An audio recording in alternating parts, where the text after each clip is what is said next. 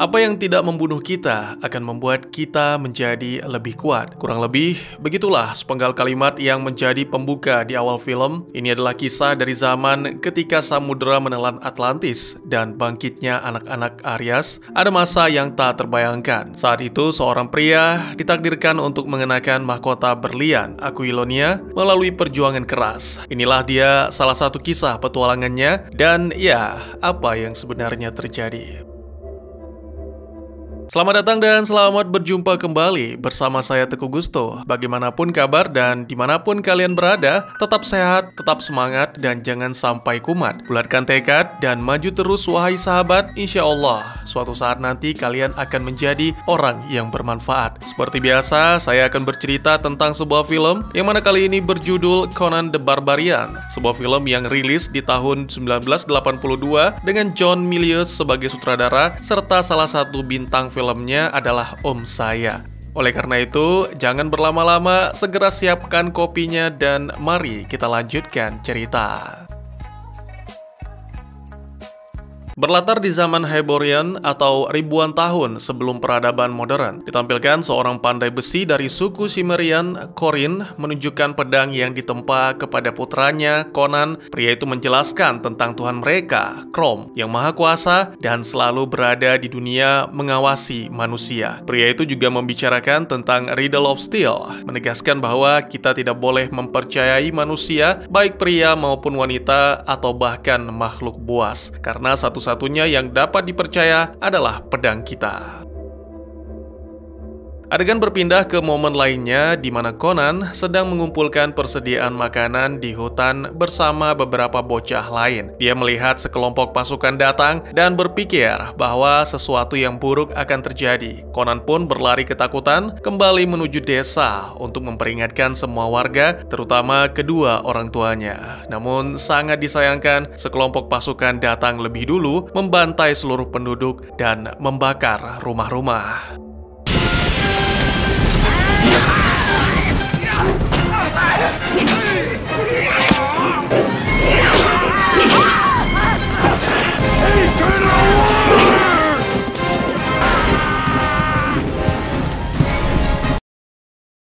Hanya beberapa pria saja yang mempersenjatai diri dan melakukan perlawanan, termasuk Corin yang bertarung dengan gagah berani. Sayangnya, seorang komandan menyerang dari belakang lalu melepaskan anjing-anjing ganas untuk mencabik-cabik tubuh Corin.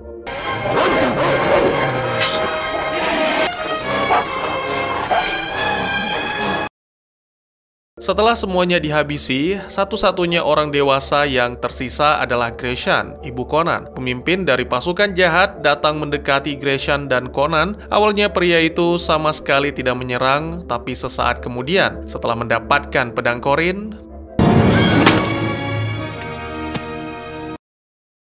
sebuah aksi yang benar-benar keji dan bikin ngeri. Pasukan itu kemudian menangkap Conan dan bocah-bocah lain untuk dijual sebagai budak. Tidak ada yang tahu identitas pasukan itu atau kemana mereka pergi. Yang diingat Conan hanyalah panji yang mereka bawa, yaitu simbol ular berkepala dua. Anak-anak kini dijadikan budak, dipaksa untuk mendorong pemutar raksasa yang dikenal sebagai roda penderitaan. Conan bersama anak-anak yang lain terus menjalani tugas dan siksaan yang begitu berat. Lama-kelamaan, rekan-rekannya terus berkurang dan beberapa tahun kemudian, hanya Conanlah yang tertinggal. Dia tumbuh menjadi pria dewasa yang sangat kuat, bahkan mampu untuk menggerakkan roda sendirian. Melihat kekuatan yang luar biasa tersebut, sang tuan menempatkan Conan dalam arena pertarungan. Tanpa pengalaman, pada awalnya Conan kerap mengalami babak belur. Tapi seiring berjalannya waktu, dia mampu bangkit, sampai akhirnya berhasil mengalahkan banyak lawan.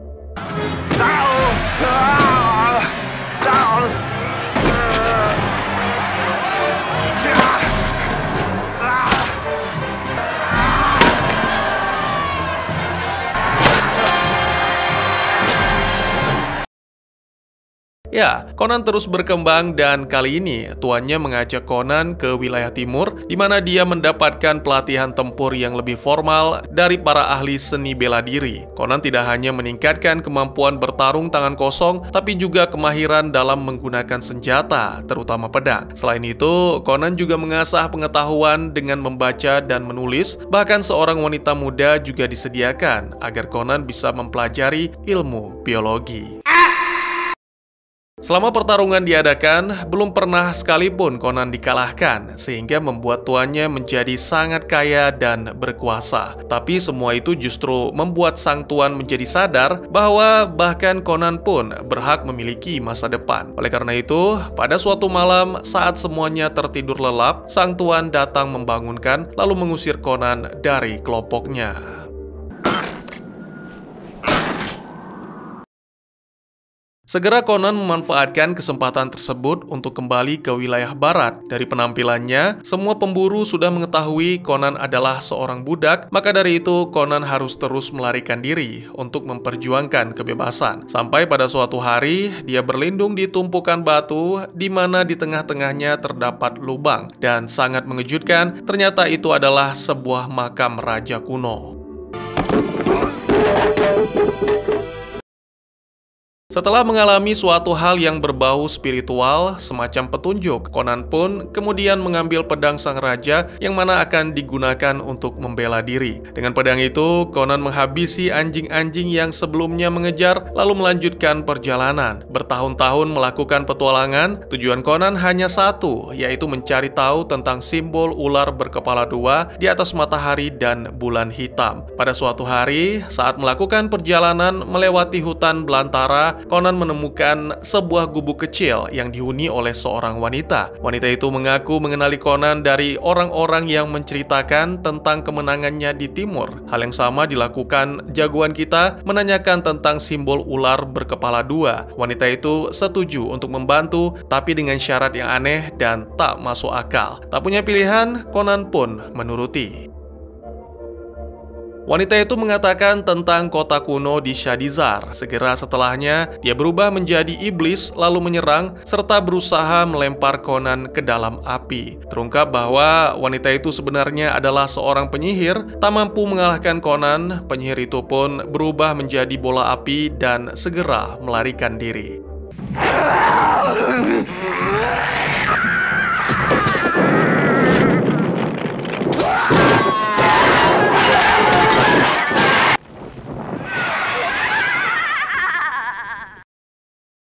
Keesokan harinya, Conan telah bersiap. Dia berencana untuk pergi menuju kota yang dimaksud. Namun, secara mengejutkan, dia menemukan seorang pria yang dirantai di luar gubuk. Pria itu mengaku bernama Subotai, jangan dipisah. Dan dia adalah seorang pencuri dari Harkenian. Diketahui bahwa pria itu sengaja dirantai di sana karena telah melakukan pencurian. Merasa kasihan, Conan pun membebaskan dan mengajaknya makan. Setelah melakukan perjalanan, pada malam hari keduanya beristirahat. Sembari makan, mereka membicarakan tentang dewa yang disembah. Conan, seperti yang kita tahu, menyembah Krom, dewa yang selalu mengawasi hambanya dari atas gunung. Sementara Subotai menyembah 4 dewa angin.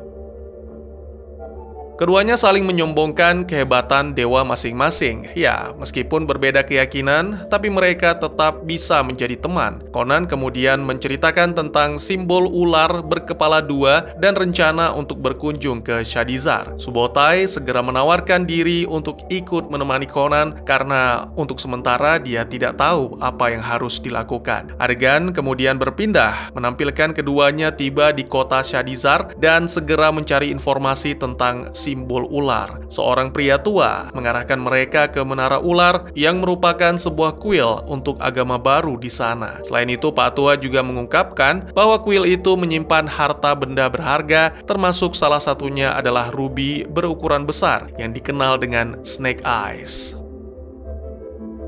Tanpa menunda-nunda lagi, Conan dan Subotai berencana untuk memanjat menara. Tapi sebelum itu, secara tiba-tiba muncul seorang wanita bernama Valeria. Conan segera menyadari bahwa wanita itu bukanlah penjaga, dan begitu pula sebaliknya. Karena sama-sama pencuri, mereka pun bekerja sama. Valeria membutuhkan seorang rekan yang kuat, sementara Conan dan Subotai membutuhkan tali untuk memanjat. Setelah memanjat, Valeria memeriksa lantai atas, di mana seorang pendeta melakukan ritual dan menghipnotis salah satu pengikut wanita untuk dijadikan tumbal. Sementara Conan dan Subotai mencapai lubang yang ternyata Snake Eyes berada di sana, dijaga oleh ular raksasa yang sedang tidur. Keduanya menjalankan rencana semulus mungkin, termasuk mencuri batu rubi. Selain itu, Conan juga menemukan liontin ular berkepala dua, menandakan bahwa dirinya sudah berada di jalur yang benar. Tepat ketika Conan mengambil liontin tersebut,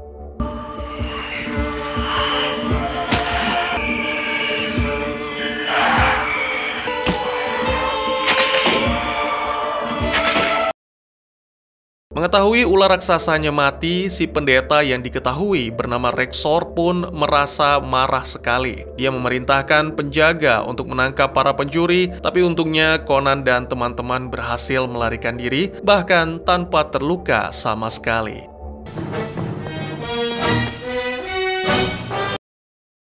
Conan dan dua rekan merayakan keberhasilan dengan berpesta di sebuah bar dan juga minum-minum pastinya. Conan bahkan menghadiahkan batu rubi kepada Valeria, lalu semuanya menjadi tidak jelas sampai akhirnya para prajurit datang. Conan dan dua rekannya ditangkap lalu dibawa ke istana, tepatnya ke hadapan raja setempat bernama Osric. Sang raja mengaku bahwa telah mengetahui apa yang Conan dan teman-teman lakukan karena pendeta Rexor mengadu kepadanya. Selain itu, Osric juga menceritakan bagaimana Rexor mengancam jika tidak berhasil menangkap para pencuri. Mendengar hal ini, Conan dan rekan-rekan mulai memikirkan cara untuk melawan dan membebaskan diri. Namun sangat mengejutkan, alih-alih mengeksekusi, sang raja menjelaskan bahwa dia tidak menaruh respek terhadap kultus ular dan bahkan mengucapkan selamat atas keberhasilan Conan telah mengacaukan ritual. Osric juga menjelaskan bahwa putrinya, Yasmina, telah dipaksa bergabung dengan kultus tersebut dan menjadi pengikut setia pemimpin kultus, Tulsa Doom. Saat ini, dia sedang dalam perjalanan ke Quilset untuk dinikahkan dengan Doom. Sang raja kemudian menawarkan kepada Conan dan teman-teman kekayaan yang cukup untuk menjadi raja. Dan sebagai gantinya, Conan harus menyelamatkan Yasmina dari cengkraman Tulsa Doom. Tentu saja ini membuat ketiganya merasa antusias, bahkan Conan dan Valeria berniat untuk hidup bersama. Namun Valeria tidak ingin mengorbankan kebahagiaan mereka demi menyelamatkan Yasmina. Mereka seharusnya cukup menikmati harta yang dimiliki saat ini dan membiarkan Raja Osric menyelesaikan masalahnya sendiri. Conan pun setuju, tapi ini bukanlah soal kebahagiaan apalagi harta, melainkan balas dendam. Keesokan paginya, jagoan kita bangun lebih dulu, lalu segera berangkat sendiri menuju ke Quilset. Beberapa waktu kemudian, Conan melewati area dengan batu-batu suci, tempat di mana orang-orang hebat, raksasa, dan dewa pernah hidup di sana. Tempat itu dijaga oleh seorang penyihir tua bernama Akiro. Saat muncul, Pak Tua itu mengancam dengan kata-kata seram dan mantra-mantra gelap. Sambil tertawa, Conan menanyakan apakah bisa tolong panggilkan setan, dan keduanya pun tertawa. Tanda dimulainya pertemanan. Ya, mungkin inilah sebabnya banyak yang mengatakan lelaki adalah makhluk yang sederhana. Dengan cepat, keduanya pun bisa menjadi teman, menghabiskan malam dengan berbicara tentang kehidupan dan bagaimana cara menjalaninya. Saat Conan menjelaskan tentang misinya, Akiro memperingatkan bahwa Doom bukanlah manusia biasa. Namun hal itu sama sekali tidak membuat Conan gentar. Keesokannya, dengan penuh keyakinan, Conan kembali melanjutkan perjalanan sampai dengan menemukan tempat baru di mana orang-orang berkumpul. Sekali lagi, Conan menghabiskan malam di sana, lalu pagi harinya sekelompok pendeta mendatangi tempat itu, merekrut beberapa anggota baru, dan kesempatan tersebut segera dimanfaatkan oleh Conan untuk merebut pakaian seorang pendeta. Tentu saja tujuannya adalah menyamar sebagai salah satu pendeta agar bisa menyusup ke kuil Seth. Tak lama berselang, perjalanan pun dilanjutkan sampai akhirnya tiba di tujuan. Sepertinya akan diadakan ritual khusus karena banyak sekali pengikut kultus yang berdatangan. Dengan liontin ular, Conan percaya diri meminta agar diperlakukan dengan khusus, bertujuan agar bisa lebih dekat dengan Thulsa Doom. Sangat disayangkan, ternyata liontin tersebut malah membuatnya tertangkap karena tidak semua pendeta memilikinya. Segera jagoan kita dibawa ke hadapan Doom dan di sana ia mendapat siksaan yang cukup pedih. Doom mengatakan inilah hukuman bagi pencuri dan pembunuh ular suci. Infidel!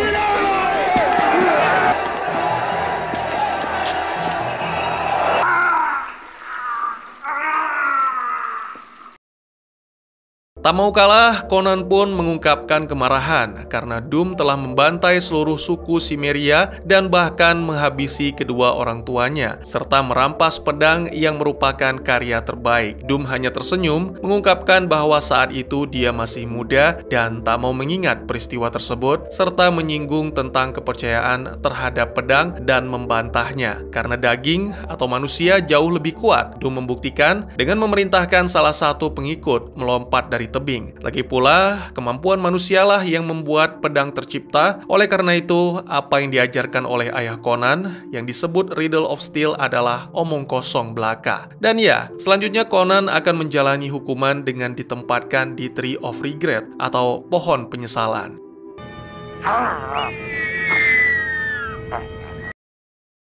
Waktu demi waktu berlalu dan kondisi Conan semakin lemah. Di saat terakhir, jagoan kita tertawa lega karena sekilas melihat pertolongan telah tiba. Itu memang bukan halusinasi karena yang datang adalah Subotai. Namun sepertinya dia terlambat karena tak lama berselang Conan sudah tak sadarkan diri.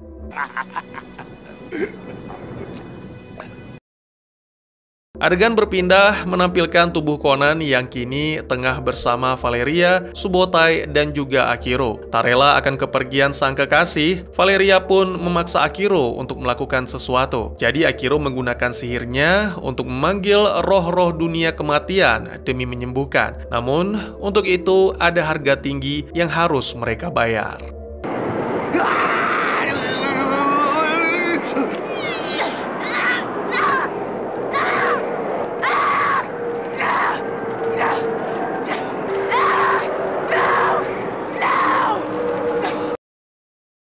Beberapa hari kemudian, akhirnya Conan pun siuman. Ini adalah suatu momen yang sangat emosional bagi semua, terutama Valeria. Wanita itu berjanji akan terus berada di sisi Conan. Setelah Conan benar-benar pulih, kembali mereka akan melanjutkan misi untuk menyelamatkan Putri Yasmina dan menghabisi Doom. Menurut informasi dari Subotai, sebenarnya tidak sulit untuk menyusup ke dalam kuil Seth, asalkan tidak ada yang dibutakan oleh dendam. Semua pasti tahu siapa orang yang dimaksud, namun Conan hanya diam tak berkata. Setelah semuanya siap, Conan dan teman-teman mewarnai tubuh mereka untuk berkamuflase. Mereka masuk lewat salah satu gua di belakang kuil sembari menghabisi para kroco yang menghalangi. Diketahui bahwa ternyata tempat itu juga menjadi rumah jagal yang sekaligus mengungkap bahwa para pemimpin kultus adalah kanibal. Masuk lebih dalam, para pejuang menemukan ruangan singgasana di mana semuanya sedang berpesta, termasuk Putri Yasmina yang berlutut di dekat Doom. Beberapa saat kemudian, terungkap rahasia tentang kekuatan dan umur Doom yang panjang. Ya, sebenarnya si pemimpin kultus bukanlah manusia, melainkan siluman ular.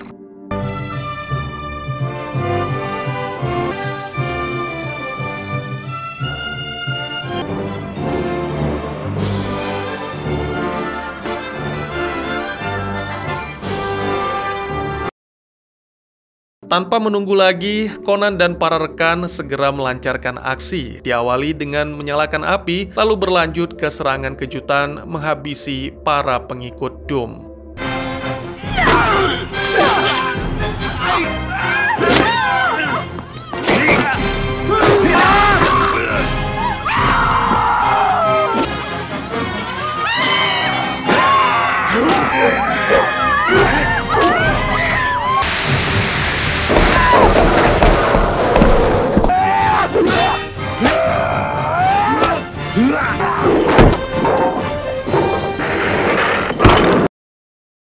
Berkat kerjasama yang apik, pada akhirnya para pejuang berhasil mencapai Yasmina dan membawa wanita itu secara paksa. Mereka kemudian melarikan diri dari tempat terkutuk itu dengan menggunakan kuda. Sayangnya, tak lama kemudian, Doom dan para komandannya muncul dari salah satu gua. Kini dia telah berubah kembali ke wujud manusianya dan dengan marah ia mengatakan bahwa kelompok Conan akan segera merasakan bagaimana mengerikannya kegelapan. Setelah itu, Doom mengubah seekor ular beracun menjadi anak panah lalu menembakkannya. Sangat disayangkan, anak panah itu mengenai Valeria. Menyadari hal ini, segera Conan dan Subotai menurunkan wanita itu lalu bergegas untuk membawanya ke Akiro. Sayangnya Valeria menolak karena inilah harga yang harus dibayar demi membangkitkan Conan.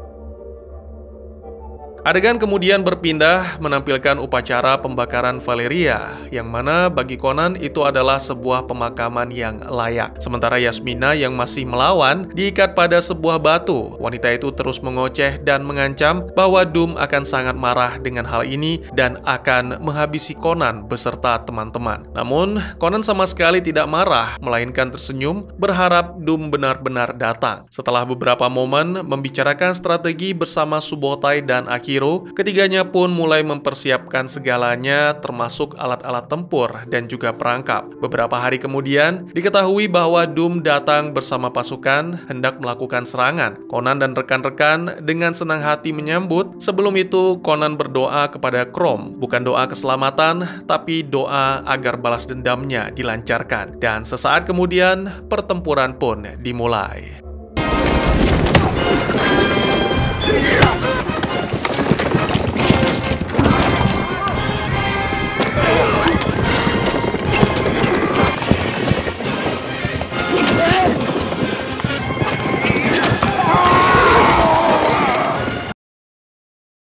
Di tengah-tengah pertempuran, Rexor mendapatkan kesempatan bahkan nyaris bisa menghabisi Conan. Tiba-tiba, suatu keajaiban terjadi, cahaya menyilaukan muncul diikuti dengan datangnya seorang wanita yang ternyata adalah Valeria.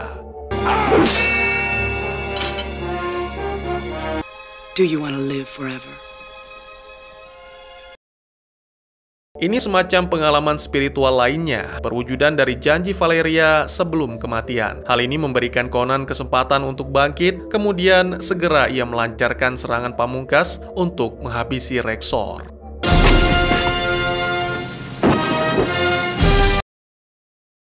Setelah kehilangan seluruh anak buah, Doom pun sadar bahwa cinta tak harus memiliki, begitu juga Osric yang tidak boleh memiliki Yasmina. Oleh karena itu, sekali lagi Doom mengubah seekor ular menjadi anak panah, dan kali ini targetnya adalah Yasmina.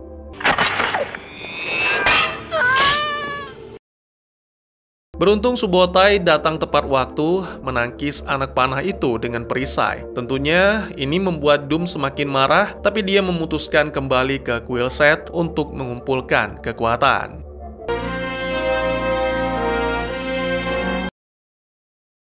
Adegan kemudian berpindah ke beberapa waktu kemudian. Ditampilkan malam harinya, Doom mengadakan ritual pemurnian dengan api obor. Sementara diketahui bahwa ternyata Conan mengikuti dengan bantuan Putri Yasmina yang telah bergabung dalam misi. Saat mengetahui hal ini, Doom menyambut Conan dengan tangan terbuka, bahkan menyebut jagoan kita sebagai anaknya karena telah memberikan kesempatan untuk menjalani hidup yang berat sampai akhirnya menjadi kuat. Terungkap bahwa apa yang diucapkan Doom adalah suatu pengalihan yang memberinya kesempatan untuk menghipnotis Conan. Namun untungnya Conan dengan cepat menyadari dan segera melancarkan serangan untuk memenggal kepala Doom menggunakan pedang sang ayah.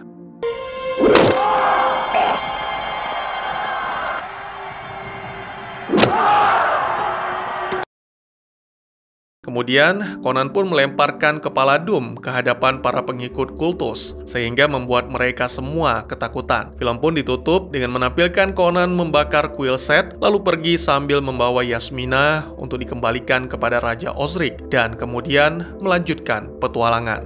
Kemanakah petualangan akan membawa jagoan kita? Dan tamat. Jika menyadari ada sesuatu yang berbeda, Anda tidaklah salah, karena sebenarnya, walaupun tidak terlalu berpengaruh terhadap cerita, film ini memiliki dua ending. Yang pertama adalah seperti yang saya ceritakan, Conan ditemani atau dibantu oleh Putri Yasmina untuk menyelinap ke kuil Set. Sementara ending lainnya, Conan menyelinap sendirian. Musik latar yang menggemparkan, adegan pertempuran yang brutal dan emosional, penjahat yang menakutkan namun karismatik, seorang Valkyrie yang berhati besar, dan pastinya petualangan sang pahlawan yang seru. Ini adalah beberapa alasan saya mengapa di masa muda selalu menyaksikan setiap kali Conan the Barbarian tayang di layar kaca, yang tentunya setelah lulus sensor ya. Selain keren, film ini memiliki kedalaman, mungkin mengejutkan penonton yang hanya mengenalnya dari reputasi sebagai film berotot. Kedalaman tersebut sebagian besar berasal dari pembangunan dunia yang jarang ditemukan pada film-film bergenre serupa, sehingga agak sulit bagi saya untuk memberikan contoh di film lain. Apa yang saya maksud di sini adalah The Riddle of Steel, teka-teki baja yang menghidupkan budaya Conan dan menjadi motivasi dasar. Kita pertama kali mendengar tentang teka-teki ini pada adegan pembuka ketika Conan yang masih kecil duduk di atas bukit mendengarkan penjelasan sang ayah tentang mitologi bangsa mereka. Saya tidak bisa menjelaskan secara detail di alurnya karena masalah kopi kanan, tapi kurang lebih seperti ini kalimatnya. Api dan angin berasal dari langit, dari dewa-dewa langit, tapi Crom adalah dewa mereka dan hidup di bumi. Dahulu kala, raksasa hidup di bumi. Dalam gelapnya kekacauan, mereka menipu Crom dan mengambil teka-teki baja darinya. Hal ini membuat Crom sangat marah, bahkan kemarahannya mampu menggetarkan bumi. Api dan angin menghancurkan para raksasa ini dan melempar tubuh para raksasa ke dalam air. Namun, dalam kemarahan tersebut, para dewa melupakan Riddle of Steel dan meninggalkannya di medan perang. Akhirnya, umat manusia lah yang menemukan Riddle of Steel selalu memiliki misteri. Oleh karena itu, Corin meminta Conan untuk mempelajari dan mencari jawaban. Riddle atau teka-teki biasanya memiliki dua jenis. Yang pertama adalah teka-teki permainan, seringkali bergantung pada permainan kata atau kalimat. Sementara yang kedua adalah mengungkapkan beberapa konsep filosofis melalui metafora dan narasi. Nah, jenis yang kedua ini saya pikir lebih cocok menggambarkan Riddle of Steel-nya Conan, setidaknya dalam cara Corin menjelaskan. Secara umum, Riddle of Steel menggunakan istilah Crom untuk merenungkan bagaimana orang dapat mencapai semacam penguasaan atas dunia. Ini adalah cara bagi mereka untuk menumbuhkan kekuatan dan keberanian, kebajikan yang sangat dibutuhkan di daratan tanpa hukum dan tanpa belas kasih. Ini cukup membingungkan, apalagi Conan sendiri mendapatkan jawaban yang ambigu. Dalam adegan pembuka, Corin memberikan jawaban dari Riddle of Steel secara sederhana, yaitu tidak ada yang bisa kamu percayai di dunia ini. Pria, wanita, dan bahkan hewan buas sama saja. Lalu menunjuk pedangnya sambil berkata, hanya ini yang dapat kamu percaya. Ini adalah bagian menarik. Bisa dibilang bahwa Corin yakin bahwa pedangnya yang terbuat dari logam suci bisa benar-benar dipercaya dalam beberapa hal. Tapi saya pikir dia sebenarnya memberikan nasihat secara kasar kepada Conan. Jika kamu ingin bertahan di dunia ini, maka kamu harus belajar bertarung karena dunia ini sangatlah kejam. Pada kenyataannya, mentalitas seorang pejuang terus-menerus menghasilkan sesuatu yang tidak konsisten. Ketika Doom menyerang desa, Conan menyaksikan keluarganya dan para penduduk dibantai. Setelah itu, Conan dijadikan budak. Ini jelas mempercayai pedang saja tidak cukup untuk membuatnya bertahan hidup. Selanjutnya, jawaban kedua yang diungkapkan oleh Tulsa Doom, yang mana jauh lebih ambigu dari jawaban pertama. Doom berkata, baja tidak kuat nak, daging lebih kuat. Dia menunjuk salah satu pengikut dan menyuruhnya melompat. Itulah kekuatan, itulah kekuasaan. Apalah artinya pedang jika tidak ada tangan untuk menggenggamnya? Lihatlah ke dalam tubuhmu dan keinginan di dalam hatimu. Jadi meskipun berbeda dari Corin, tapi jelas Doom menolak jawaban sederhana untuk menjadi seorang pejuang yang hanya percaya pedang. Doom percaya bahwa kekuatan sejati bukan berasal dari senjata atau menjadi seorang pejuang, melainkan dari kemampuan untuk menguasai tubuh dan pikiran orang lain. Conan tetap melakukan balas dendam dengan menghabisi Doom dan menjatuhkan kepalanya di hadapan para pengikut kultus. Artinya, ending film ini terbuka untuk interpretasi sama dengan jawaban lain untuk teka-teki. Conan mungkin sedang merangkul pendekatan nihilistik terhadap hidup melampaui gagasan moral tradisional. Tindakan Conan di akhir film juga mungkin secara tidak langsung mengumumkan dengan cara yang paling suram bahwa kekuatan apapun yang diberikan oleh Tulsa Doom sekarang dapat digunakan semau Conan. Ya, dia telah menciptakan makna dan tujuan melalui kekuatan, kemauan, penolakan untuk menyerah, dan dia akan terus melakukannya. Pada akhirnya, Conan menemukan keseimbangan antara kekuatan fisik, manipulasi, dan kekuatan spiritualnya. Dia menggunakan kekuatannya untuk melindungi orang lain, dan dia juga menunjukkan belas kasihan dan kasih sayang. Dia belajar bahwa kekuatan sejati datang dari dalam diri dan dari hubungannya dengan orang lain. Film ini mengajak penonton untuk merenungkan bagaimana mereka menghadapi tantangan hidup. Tidak ada solusi tunggal yang cocok untuk semua orang. Kita harus belajar untuk menggunakan berbagai kekuatan dan menemukan keseimbangan yang tepat untuk mencapai tujuan kita. Bagaimana menurut kalian? Hah? Lanjutan? Ada kok. Judulnya Conan the Destroyer. Akan saya lanjutkan seperti biasa jika dan hanya jika teman-teman tertarik. Cukup dengan like video ini. Mungkin segitu saja teman-teman. Terima kasih buat yang sudah menyaksikan. Silahkan memberikan komentar, bertanya, ataupun merequest kira-kira film apa yang menarik untuk dibahas. Bisa lewat kolom komentar. Atau buat yang malu-malu bisa via DM ke Instagram saya di @tekogusto. Insya Allah pasti akan dibaca. Mari kita jadikan kolom komentar sebagai sarana penambah wawasan dan menciptakan jalinan persaudaraan, bukan malah menjadikannya sebagai tempat pembulian sehingga menciptakan permusuhan. Jangan lupa untuk dukung terus channel ini dengan cara share, like, dan subscribe, karena dukungan dari kalian sangat berharga bagi saya demi perkembangan channel ini. Saya Gusto, sampai jumpa di video selanjutnya. Tetap semangat, tetap bersyukur setiap hari. Dadah!